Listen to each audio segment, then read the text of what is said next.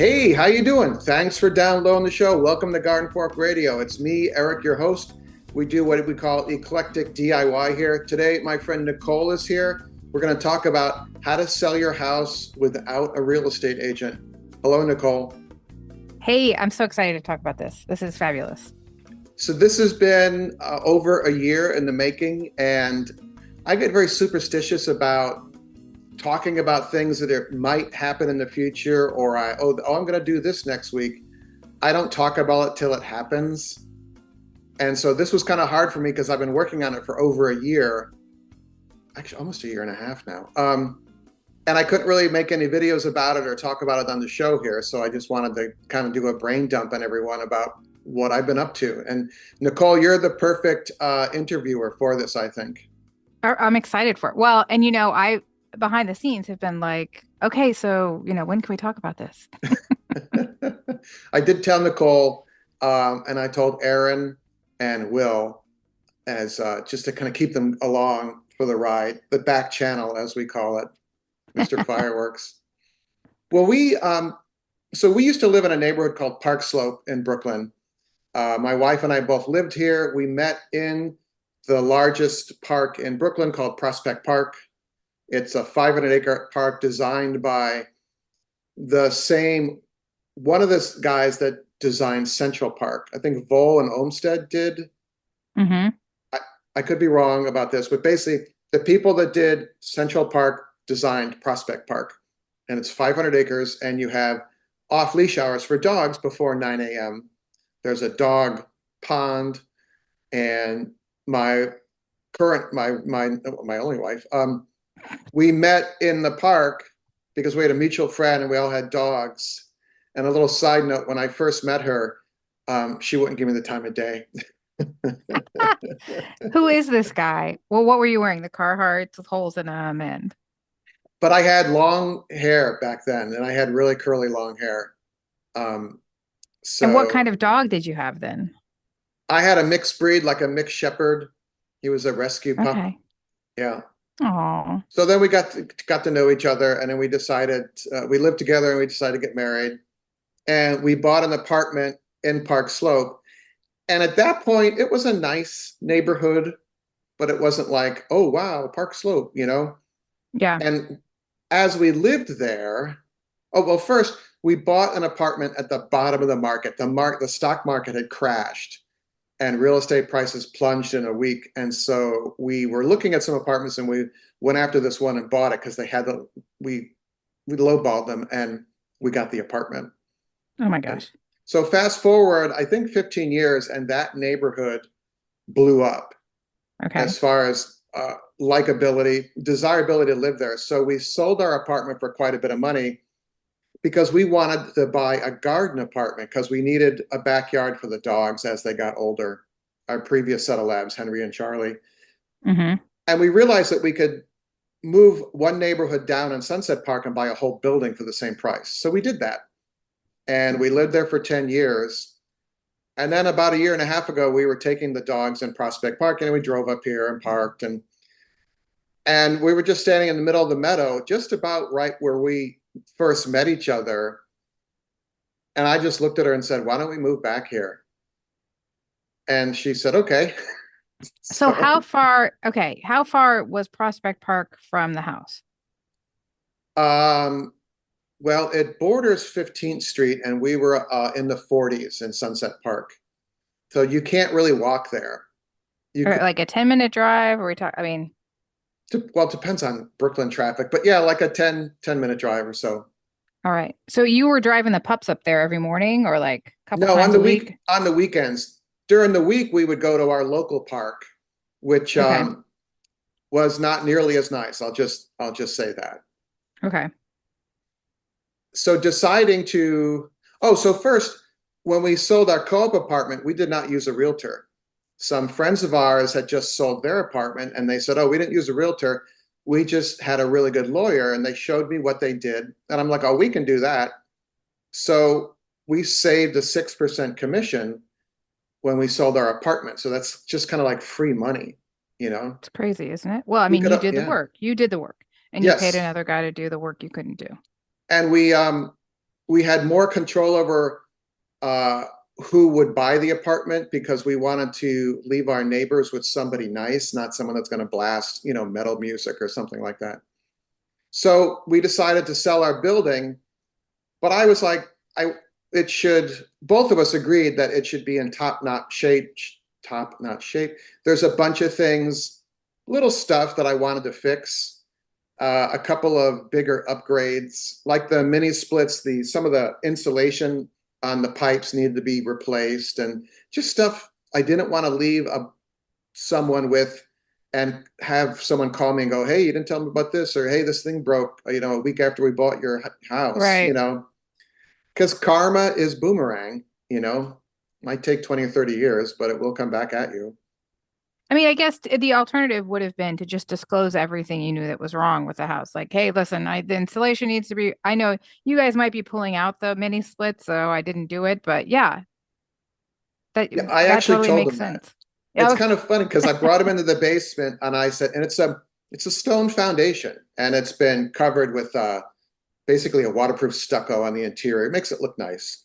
And I Hmm. said, look, right here in the front, some water comes in. I can't figure out where it's coming from. But when you get these new climate crisis dumping rains, it gets a little water in here. And they're like, well, how much? I said, like 2 or 3 cups.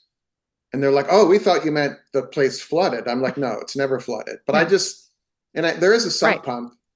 And in the back, there's stairs in the back of the basement. I go, look, if the backyard drain clogs, water comes down these stairs. So always get the plumbing Right. snake guy to do that. So I just walk through the whole building and go, this is a little wonky, this and that. And we showed it to like 8 people. And But wait, you've got to back up because I okay. love how you did it. So you put together pictures and a website. Oh, right. Well, we didn't build a website. We did take pictures. The camera operator is really good with the iPhone photography and then using the filters and tools on the phone to just make the rooms look, I don't know, the photos snap a little better. Yeah. Hmm. And then we used a site called Street Easy, which is very New York centric, to do a listing. The listing was like $900 for a month or two. But we Okay. knew that people looking for a brownstone in Brooklyn, they look at that site. And Obsessively. Street Easy is owned by Zillow, which is a national real estate website. And they truncate your listing. Like our listing was like 6 paragraphs. I think they only show the first paragraph, and they post it on there for free. Oh, that's great. And we got, a bunch of people asking about it. And I sent the listing to a real estate friend of mine who I trust. He wouldn't be my friend if I didn't trust him. And he said, because we said no brokers, because we're not paying any fees. A lot of times people bring in a buyer's broker and the Okay. seller has to pay that fee. And I'm like, I'm not paying your 3% or your 6%. So my buddy said, look, there's been a change in I don't know if it's the regulations or the laws, but there's been a court ruling that the sellers aren't always obligated to pay those fees. And I can't get into the woods on that, but he just said, put in your listing that buyers brokers are welcome, but the buyer will pay the buyer broker fee. Right. So, and that worked because a couple people came and they bought their brokers and the broker would just stand there. I know. It's so weird, isn't it? Like, I what was, are we paying you for? I'm showing this and that. I showed him the basement. The one broker said, this is the nicest Brooklyn basement I have ever seen. That's all she said in the hour that they were there. But the other ones, they just kind of stood there. And I'm like, aren't you going to ask me about the infrastructure? Aren't you asking me about whether the sewer has been replaced? I mean, I've looked at houses for people and I ask all those questions. Right. As a Right. favor, I look at the building and go, it's a good building. Right. And there are some really great realtors. I just think that the realtors that aren't great kind of take up all the oxygen in the complaint room. Right. I mean, like we complain about car mechanics, but I think by and large, most of them are pretty good. Right. So I did meet one excellent realtor who I've actually given his name to several people. He was a certified mediator in addition to being a realtor, which I really liked. and Oh, he that's was interesting. super Yeah. chill. And then Huh. we got a email from a person that lived in Manhattan and said, we are looking for a brownstone to live with my parents and my adult children in. And I'm like, oh wow. So first this woman came with her husband, very professional people. They FaceTimed the whole house with the woman's mother. Then the mother flew in from California, and the kids came, but they brought a buyer's broker. And I had told the women, I said, this is just going to cost you more money. And they're like, well, that's what we got to do. I'm like, okay. But that broker was I didn't really get along with him, just to be honest. There was just a vibe thing there. But that they ended up buying it, and it was really a very smooth purchase process. They brought in a heavy duty home inspector, to the point that the home inspector took the panel covers off the circuit breaker panels, Oh, wow. Wow. Wow. Wow. and I'm like, I've never seen that done before. And No. then I talked to him. I kind of let him be, and then at the end, I went down and talked to him a little bit. And he's like, "Oh, I do thousands of these," and I didn't ask him, "Well, how's my building?" But I just wanted to, and he was really easy to get along with. So buying and selling in New York City takes freaking forever. Well, yeah. How long did it take? So what the lawyer is doing the actual title transfer, I'm assuming? Yes, they're working with the buyer's lawyer, and then at that point, us as the for sale by owner people, we step back and the lawyers take over. And they do a title search. In New York City, if you haven't paid your overdue library fine, oh no, your parking tickets, I'm sorry. If you have an outstanding parking ticket, you can't transfer the title of your house. Really? Yeah, That's genius. yeah. I got that panic phone call when we were buying the co-op. The lawyer's like, you got this parking ticket, you got to go solve it today. Wow. So I went down to the city building and I paid it.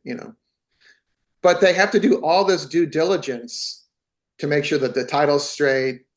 Um, they have a title search company. There's a lot of fees. Then the New York City has these transfer taxes and a title registration fee, and they are enormous because that's how they make money here. Right, right. That's why you have the fire trucks. Thanks. Yeah, it took about 3 months to do, and then we moved up to the little house in the woods and stayed there. while we and meanwhile, the camera operator had found an apartment. She had gone and looked at apartments, and she found one that she really wanted. And that process, I'll just say, was the most unpleasant thing I've ever been through. But Lynn, I basically toughed it out because this is the place that Lynn really wanted. She goes, look, it checks all the boxes. Once we're done with this sale, we won't ever have to deal with the people that we're dealing with to make the process happen, and they go away. And I was like, okay. So I just sucked it up. And And did they have a problem with you not using a real estate agent, or like was that part of the issue or no? no, I don't really want to go into it because it actually got to the point where there was some threat of legal action. So I Oh just can't gosh, well, talk about move it it. along. Okay, but we're excited about the new house, the new Yes, co-op. it's the Do we call it a biggest, co-op or do we call it an apartment? What do we call it? it's a self-managed brownstone co-op. Okay. And that Okay. means that this is a 5-story building that was never a whole house. It was always built as apartments. Okay. And at some point, the person that in the 70s, a lot of people wanted to sell these buildings and move out. The people had aged out of the homes, whoever owned the building. And these lawyers came along and they would convert them to co-ops, to individual co-ops. And then you could buy an apartment. If you couldn't afford a whole brownstone, you could buy an apartment. And so 6 people bought, is it 5 people? No, it's a 5-story co-op. And you buy shares in a corporation that owns the building. And when it works really well. And you guys have which floor are you guys? We are it's called the garden floor because it has a garden in the back. but it's technically the first floor. Now, do you share the garden or is it just all yours? No, it's all ours. There are some buildings that share the backyards, but ours does not, and that's really nice. And how does the trash work? Like, how do people get their trash out to the back? Or is there an alley? I'm assuming, though, there's no alleys in New York. No, there's no alleys in New York.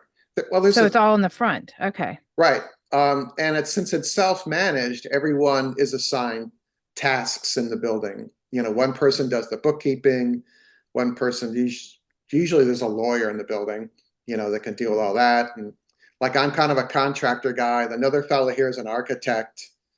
Okay. So the hands-on stuff, and everyone really plays, it usually works out that people play good roles. And here, people are assigned a month to take out the trash to the curb twice a week. But in reality, people are like, hey, I'm going to be out of town. Can someone grab the garbage? Oh, I'll go do it, you know, because it takes about 3 minutes. It's no big deal. Right. It's no big deal. And the vibe of the building is really good. And the goal was the camera operator could get up, we could get up at like 6 a.m., take the Labradors to the park, have some playtime with the pups, come back to the apartment, get the camera operator dressed, and she can go to work and get to And work, you know. how far now is the park? Can you walk now? It's about 500 feet away. Okay, so you can definitely walk. Yeah. That's perfect. Goal achieved, Eric. Yes, I'm exhausted. Now, did you get movers or how did you do that? Yeah, oh, the movers were fun. They for some reason the camera operator had found one called, by the way, if you hear noise, the people upstairs are doing renovations, and Okay. well, that's a heck of a noise right now. For some reason the camera operator saw this one moving truck. Oh, because they moved some colleagues of hers at work. So I called this company, and the guy comes for the estimate, and he has an accent, and I kind of recognize the accent. I'm like, I know he's from the Balkans. I said, where are you from? And he says, I'm from Montenegro. And I said, oh, I've been to Nikšić. And he looks at me and goes, and Nikšić is like the second biggest city in Montenegro. Okay. He's like, what are you doing in Nikšić? I said, drinking Nikšićko pivo, which is, and he goes, that is the best beer in Montenegro. What are you doing there? And my friend was a Fulbright scholar in Montenegro for several years. So I would go over there and visit him. Oh, that's awesome. You could buy like a case of beer for $3. Oh my you God. know? Oh my God. Well, that's awesome. Okay, so once you were buddies with your movers. Yeah, and he was straight about it. You know, I don't think he really discounted the price, but I am really big about treating contractors or whoever's coming to your home to treat them with respect. So I knew that Montenegrins, well, anyone that is the former Yugoslavia, they like a food called burek, which is a smaller, large pastry stuffed with either a local cheese or a spiced beef. Oh, So about 20 blocks from my house is an enclave of Balkan families, and there's a burek place there. So I ordered it and they delivered it. And oh, so that's awesome. they're coming at like 7 a.m. So I got up. Wow, do you hear that? No, I can't hear it. So they came at like 7 a.m. So at 6 a.m. I put the bureks in the oven to warm them up. And they pull up this truck. I had saved them a spot with the hydrant. And I looked at the truck. I'm like, this truck is too big. But anyway, and the guys get out and I go, Stravo, kako se? And they look at me and they said, we are Serbian. And I'm like, oh, geez. Oh, jeez. Because the former provinces of Yugoslavia are now their own countries. Right. And they don't always get along. No. So I was like, okay. And they were very taciturn, might be the word. They just kind of keep to themselves. Okay. Some people from some countries are like that. And I'm like, well, anyway, come on in. I said, I've been to Serbia as well. You know, I've been to Croatia. Oh, okay. I said, come on in. And I showed him around. And in the kitchen, on the kitchen all that, I had the warmed up bureks with a bunch of Gatorade. And I said, oh, I got you some burek. And the lead guy looks and goes, this is not the best burek. Oh my God. And I'm like, he goes, the best burek is in the South Bronx. And I'm like, well, I'm not driving up there. You go to war with the Borax you have, not the Borax you wish you had. Okay. And they ate them nonetheless. Okay, good. Good. They did a great job packing up everything. And they took the burek and the Gatorade with them. And crews so appreciate just like donuts or Gatorade or some kind of morning food in Gatorade. Right. It just says to them that you respect them and they don't mess up your house. How long did it take for them to do it all? Did you get it all done in a day or a Yes, morning? it was less than a day, and they actually did have the truck kind of full. And I'm like, I didn't think we owned that much stuff, you know? It's everywhere. It's just, yeah, And it seems to multiply. we gave away all the stuff. The apartment was really quite empty. But anyway, we put it in storage. And all this while, the camera operator has gone to look at this apartment. I've gone to look at the apartment, a couple times, but we couldn't do anything until we had the sale of the house. And so that, it wasn't slow; it was normal space. And so once we got the cash from the proceeds of the sale, then we could go forward and buy the apartment.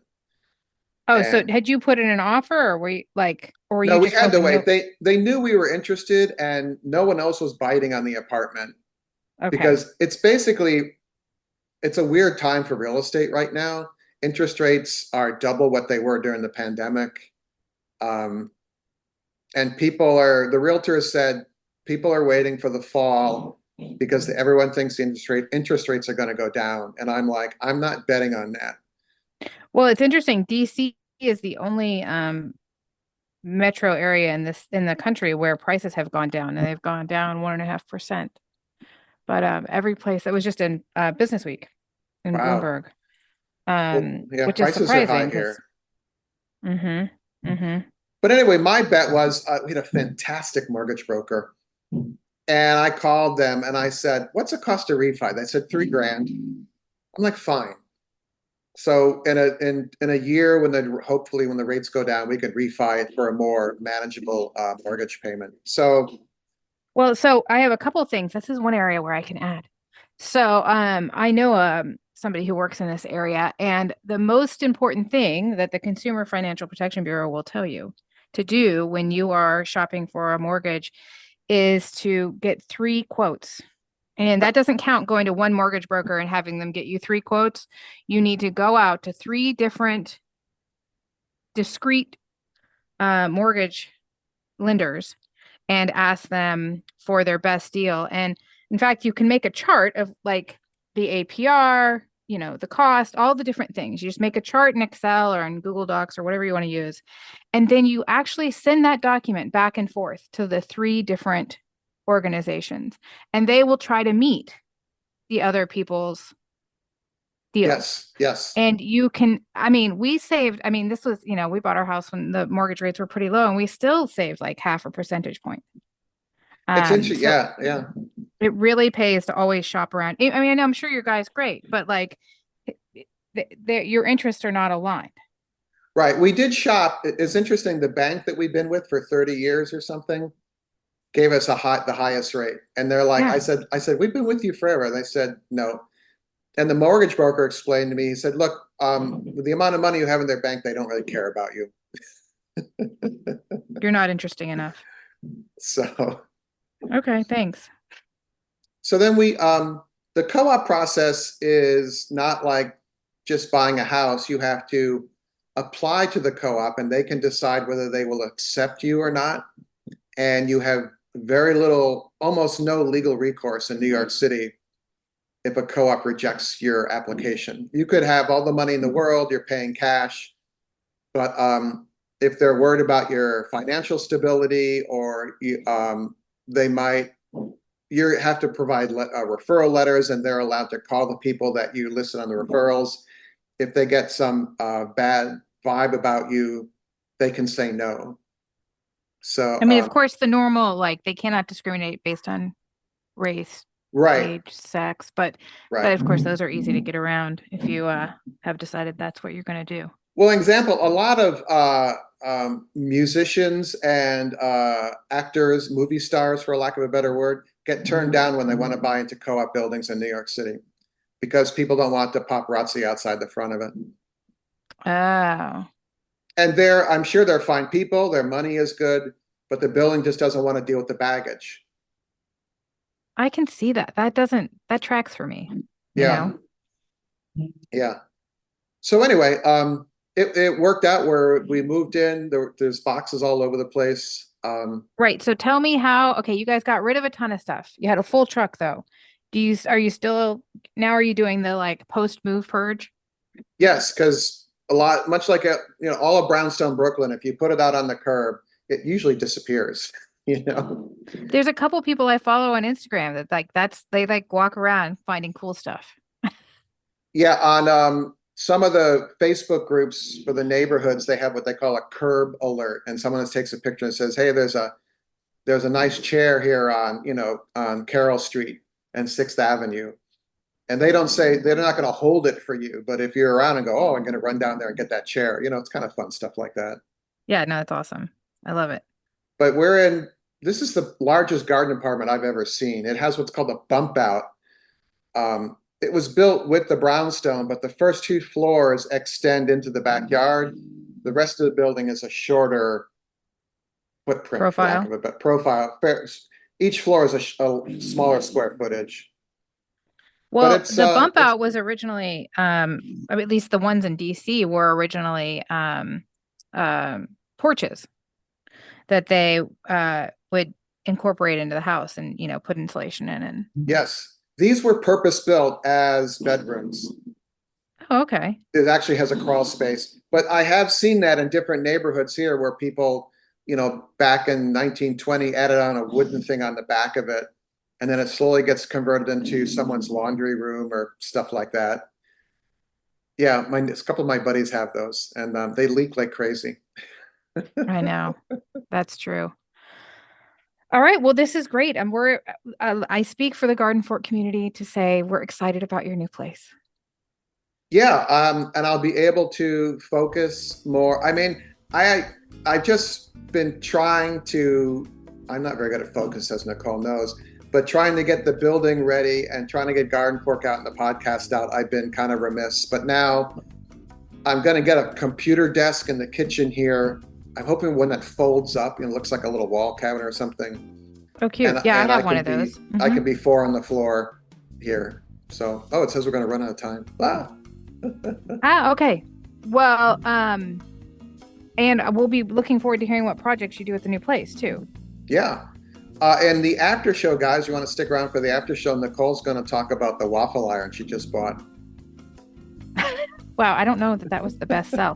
I can also talk about going to Newfoundland. Oh, yes, the great road trip, which we met at.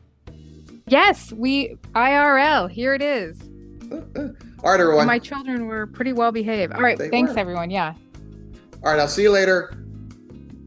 Garden Fork Radio is produced by Garden Fork Media, LLC in Brooklyn, New York.